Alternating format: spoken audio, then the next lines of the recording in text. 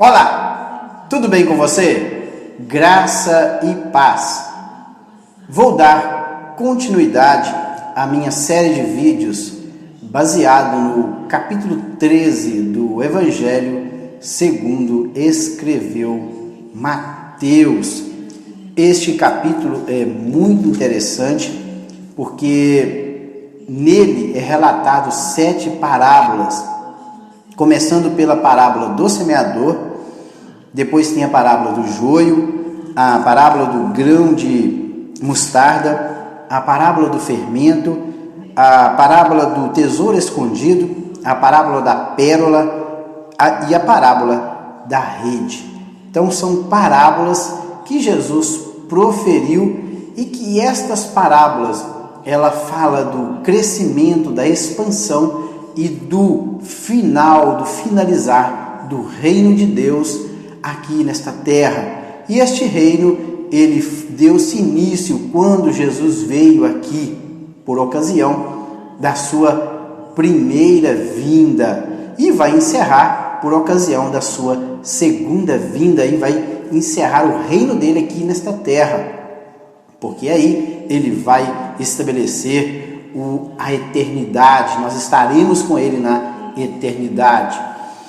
E eu já meditei na parábola do semeador, na parábola do joio, na parábola do tesouro escondido, na parábola do grão de mostarda, e hoje eu vou meditar na parábola do fermento.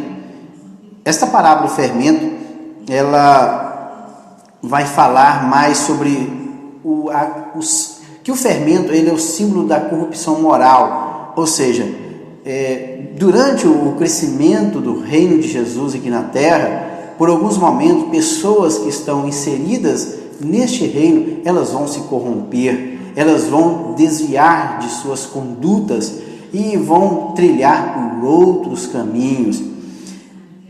Versículo 33, que está registrado essa parábola, e é apenas um versículo. Depois o 34 e 35 ele fala por que Jesus falou por parábola. Eu vou lê-los também, porque eles fazem parte do capítulo 13 do Evangelho de Mateus, porque no próximo vídeo eu estarei falando sobre a parábola da pérola e o último vídeo a parábola da rede, até porque a parábola do tesouro escondido eu já fiz esse vídeo.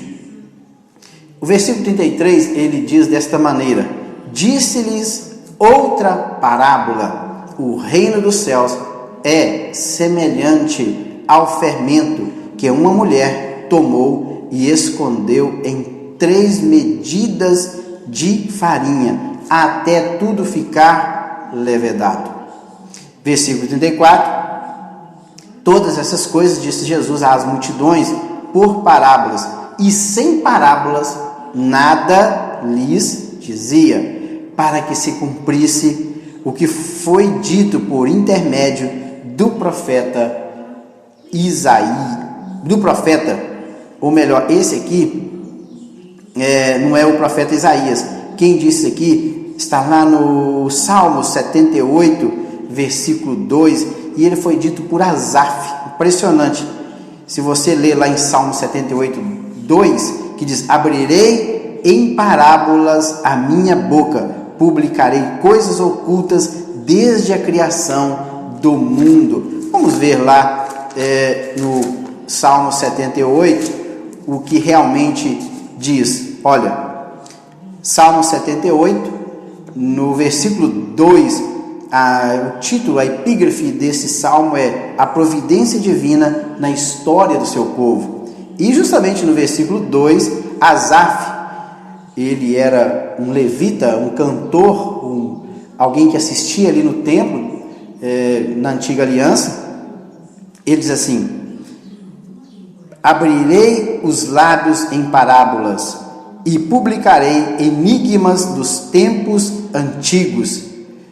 Isso aqui Jesus repete, ele cita os salmos de Asaf, justamente o versículo 2, que abrirei a minha boca e falarei em parábolas, e através dessas parábolas eu publicarei coisas ocultas desde a criação do mundo.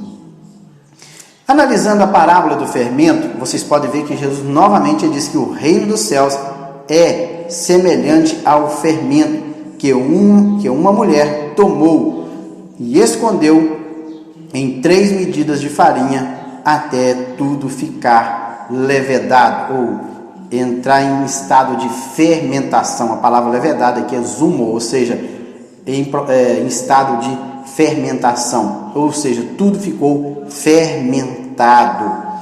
E nós sabemos que o fermento, ele é símbolo do pecado, ou símbolo da corrupção, ou seja, uma pequena parte, um pequeno fragmento, algumas gramas de fermento é necessário para levedar ou fermentar grande parte de farinha. Pode ver aqui que ele falou assim, 3 medidas de farinha, e ela tomou uma parte de fermento e 3 medidas de farinha, e fez aquela mistura e até tudo ficar levedado. Nós temos que tirar uma lição desta parábola, a qual Jesus disse. Ele está falando aqui de falsas doutrinas que introduzirão no meio da igreja. Essas doutrinas, que o fermento ele é símbolo do pecado, ele é símbolo de falsas doutrinas, de falsos ensinamentos.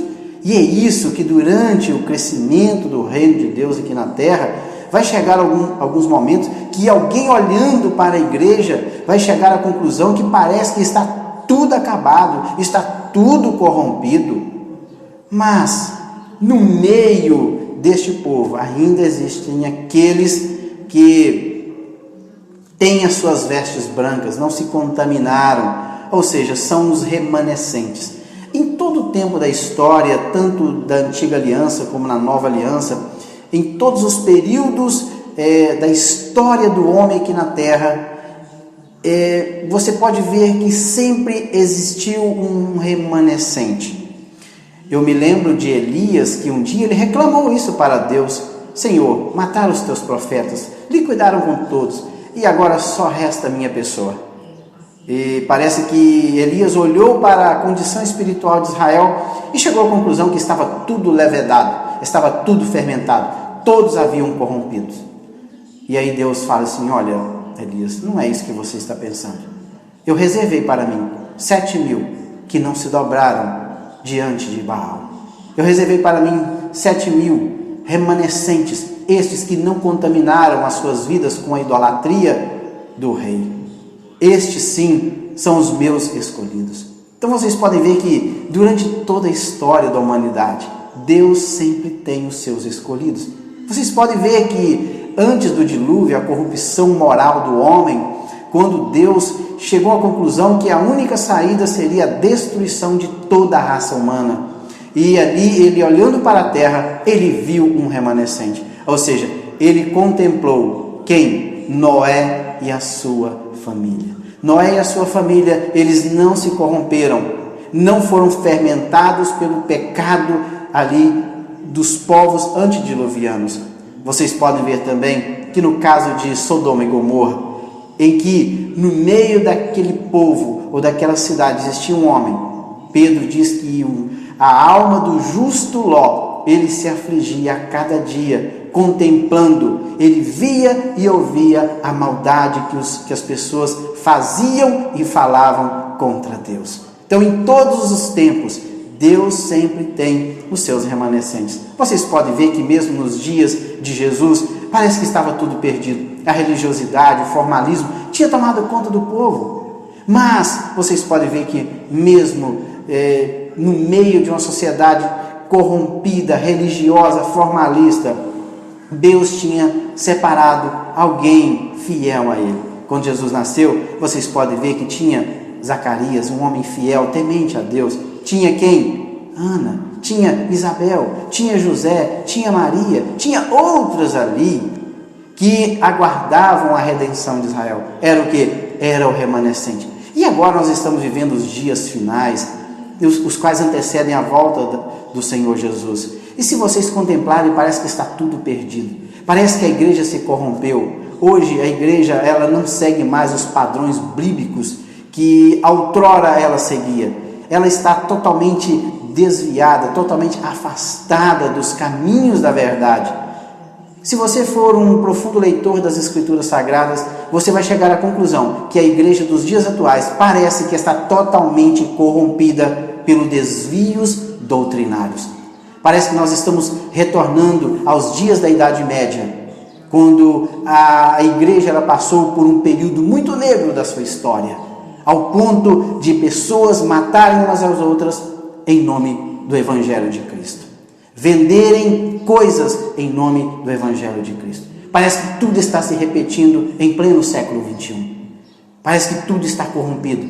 Mas no meio desta corrupção moral, espiritual, desta geração atual, Deus ainda tem, o Senhor Jesus ainda tem um povo zeloso e de boas obras, que são os seus escolhidos. Aqueles que não mancharam as suas vestiduras, aqueles que ainda conservam-se puros diante do Senhor Jesus. Então, se nós olharmos nos dias atuais, contemplarmos a igreja a nível mundial, não estou falando de uma determinada placa de igreja, de uma denominação, não. Eu estou falando de uma igreja num todo, no mundo inteiro. Ela parece totalmente desviada dos princípios da palavra de Deus. Se você ler, você vai chegar à conclusão que realmente tudo que está acontecendo são desvios doutrinários.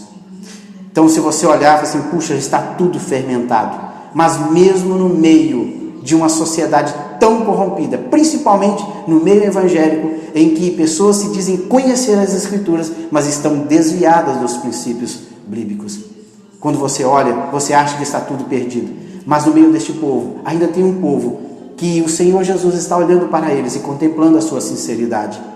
E vocês podem ver aqui nessas 7 parábolas que Jesus proferiu, ele falou justamente que Asaf disse: abrirei em parábolas a minha boca, publicarei coisas ocultas desde a criação do mundo. Então Jesus está falando aqui desde o dia em que o Evangelho começou a ser pregado, ou seja, o início do reino dos céus aqui na terra, que é a primeira parábola. Depois, em a segunda parábola, fala do joio e do trigo, quando esse reino começa a crescer.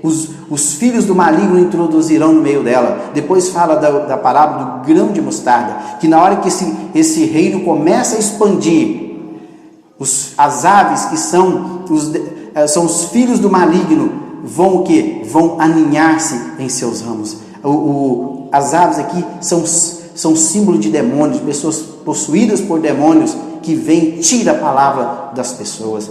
E agora, nesta parábola do fermento, quando fala que toda a massa foi levedada, ela está apontando para os dias atuais que nós estamos vivendo, em que falsas doutrinas têm introduzido na igreja, a fim de destruir a igreja que o Senhor Jesus a comprou com o seu próprio sangue. Mas uma coisa me alegra, que no meio deste povo ainda existe um povo zeloso e de boas obras, que estão aguardando a volta do Senhor Jesus. Fica aqui este vídeo. No próximo vídeo eu estarei falando a respeito da parábola da pérola e no outro vídeo a parábola da rede, encerrando assim esta série de vídeos que fala a respeito do início, do crescimento, da expansão e do final do reino de Cristo aqui nesta terra. Que Deus em Cristo o abençoe e até lá!